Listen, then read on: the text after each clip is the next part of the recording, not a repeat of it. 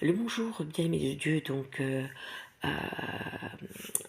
que la paix, la grâce de Dieu t'accompagne en ce début de jeudi. Nous sommes donc le 6 novembre, gloire à Dieu. Toi et moi, nous sommes en vie, donc n'oublie pas de remercier le Seigneur pour le souffle de vie. Hein. Que le Seigneur te donne cette nouvelle journée.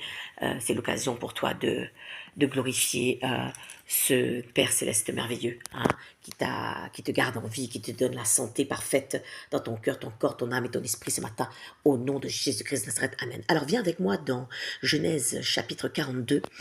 Il s'agit donc de Joseph et de la force surnaturelle, que le courage surnaturel aussi, hein, le mental surnaturel aussi que le Seigneur lui a donné pour traverser les épreuves qu'il a traversées. Hein. Je te rappelle que Joseph avait été rejeté par ses frères, non seulement rejeté, mais vendu, hein, comme esclave par esprit de jalousie et d'envie. Hein. Ils étaient extrêmement jaloux et envieux de l'amour que Jacob, son papa, lui portait. Hein.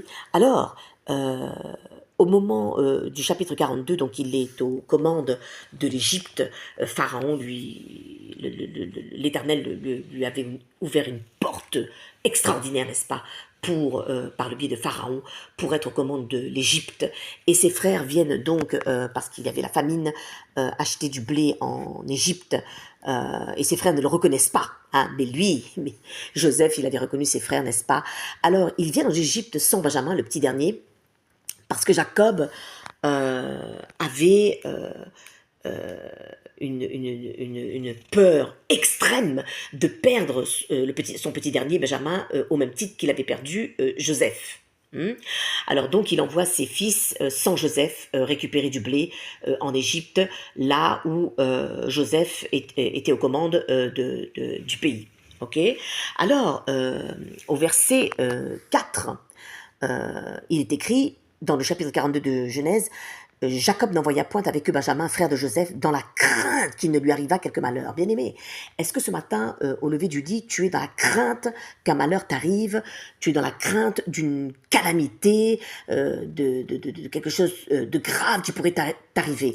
Alors, dans ce cas, le Christ t'invite à déposer ton fardeau d'angoisse, de stress, d'anxiété, de peur, de crainte, de cette calamité au pied de sa croix, hein, et de crier le nom de Jésus-Christ de Nazareth qui va te délivrer de cette peur, de cette crainte, dans le nom puissant de Jésus-Christ de Nazareth. Feu cet esprit, je reviens vers toi, je reviens vers toi.